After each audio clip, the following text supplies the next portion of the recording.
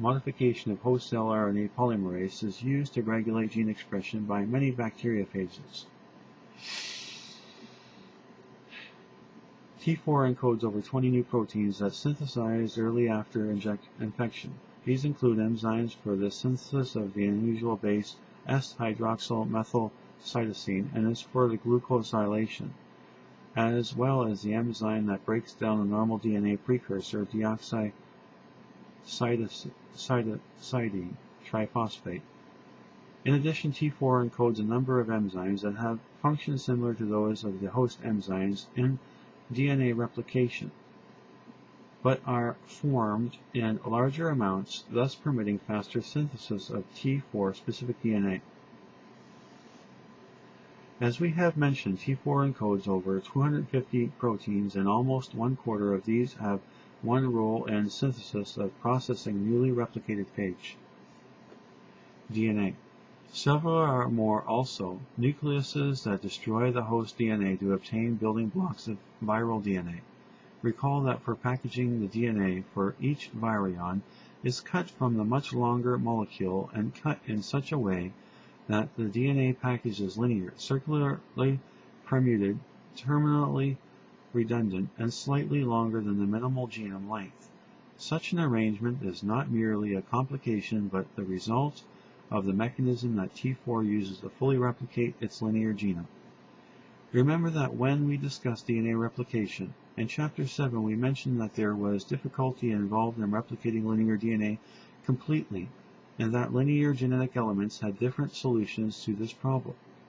The terminally redundant T4 DNA infecting a single host cell is first replicated as a unit, and then these units are recombined. Recombination is discussed in Chapter 10, into a large concatemer. It is a form this concatemer, this new DNA molecule, are cut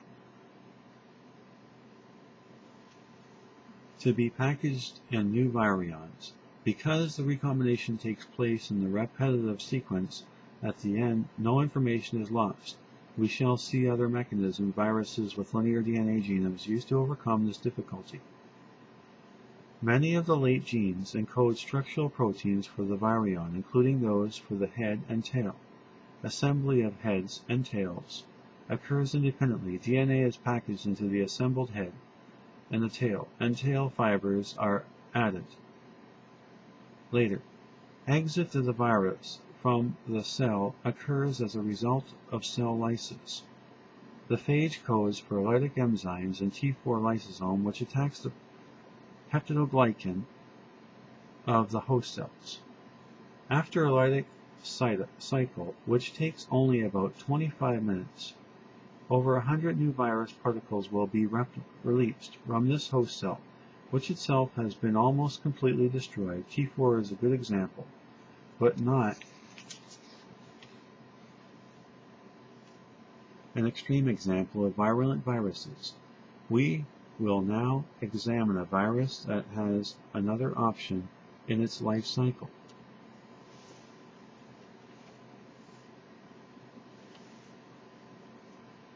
Many viruses are virulent, but other viruses, although also to kill cells, have the option of different life cycle with more suitable effects on the host. Such viruses are called temperate.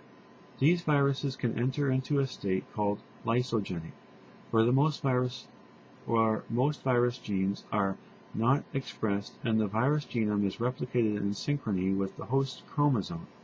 The temperate phage genome can be duplicated along with that of the host, and during cell division passed from one generation of bacteria to the next. Under certain conditions, these bacteria, called lysogens, can spontaneously produce virions of the temperate virus. Lysogeny is probably of ecological importance because most bacteria isolated from nature are lysogens for one or more bacteriophages.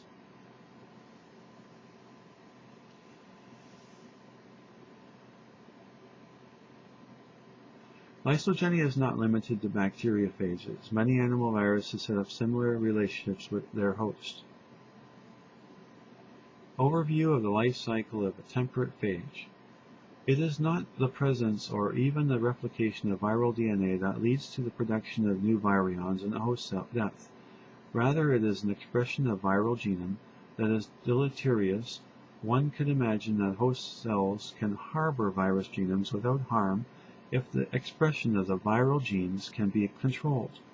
This is the situation found in lysogens. However, once this control has been lost, the virus enters the lytic pathway, it produces new virions, and then the host cell lyses.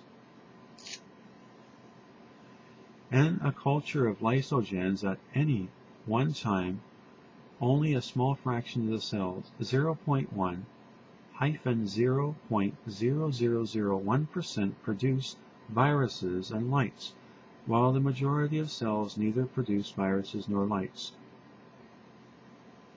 Although only rarely do cells of a lysogenic strain actually produce viruses.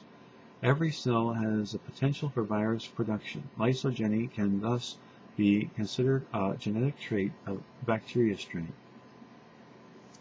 An overall view of the life cycle of the temperate bacteriophage is shown. The temperate virus does not exist in a mature infectious state inside the cell, but rather in a latent form called the provirus or prophage state.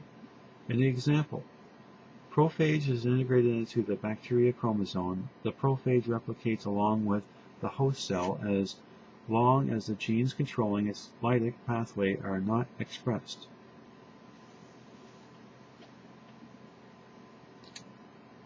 Typically, the control is maintained by a phage-encoded repressor protein, indicating that at least this gene is being expressed.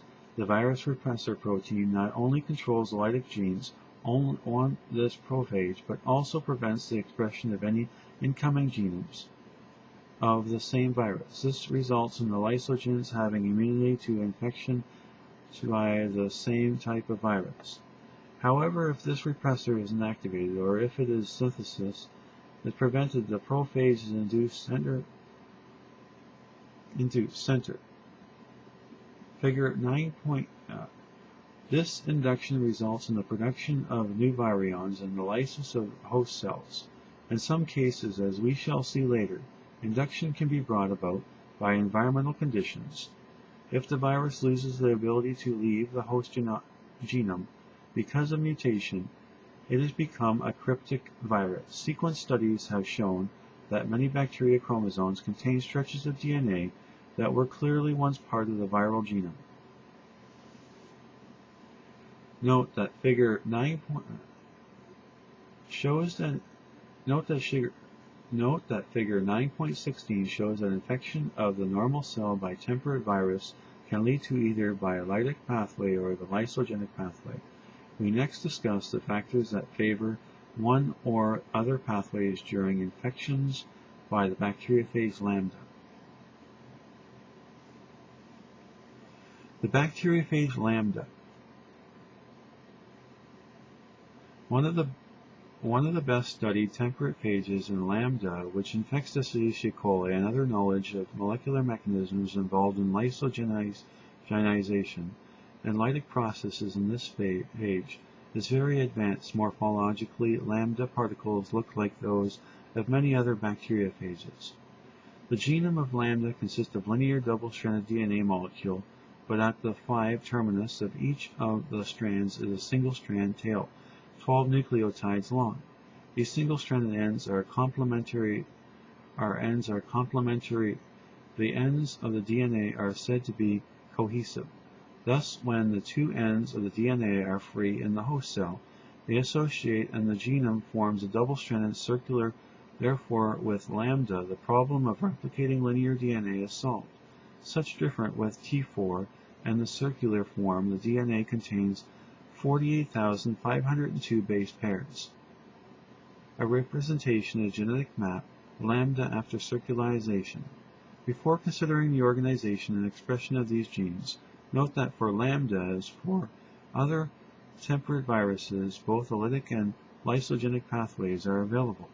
Lambda typically takes the lytic route, that is to say, most of the time it behaves very much like a virulent virus.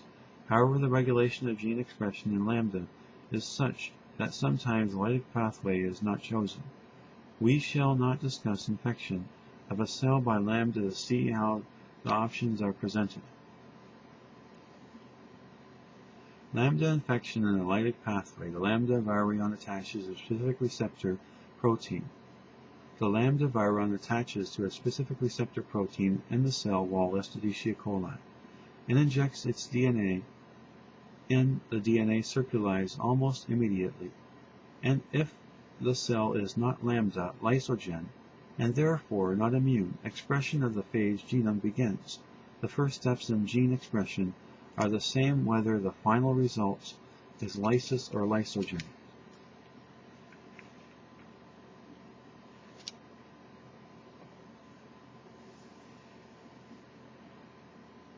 The production of RNA using host RNA polymerase begins at a few promoters, two of which, called the PL promoter left and PR promoter right, are on either side of the regulatory region shown.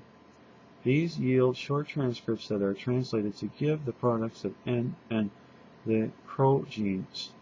Both the proteins encoded by these genes are involved in the regulatory events. The CRO proteins, the product of the CRO gene, participants in the selection between the lytic and lysogenic pathways, and we shall discuss its function later. The N proteins is an anti-terminator protein that allows the RNA polymerase to transcribe past specific terminators, marked on, making the transcripts from PL to PR longer.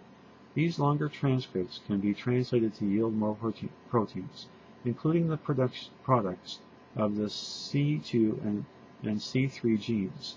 The anti-terminator is not completely effective at the terminator before the Q gene, and so only a small amount of Q protein is made.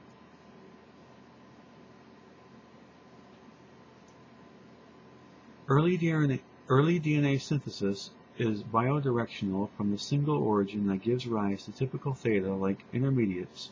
At this stage, it is still possible for lambda to switch to lysogenic cycle. However, let us consider the situation that would result if this switch were not made. The Q protein is also an intermediate protein. If its concentration becomes high enough, it will allow the transcript from a nearby promoter to synthesize the transcript label R2.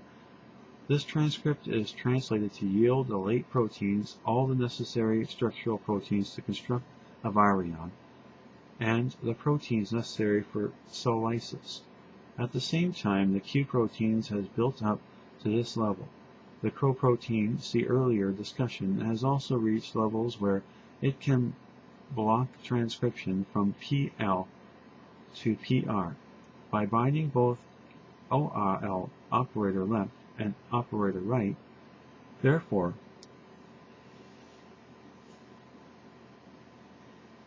CRO operators at a repressor protein.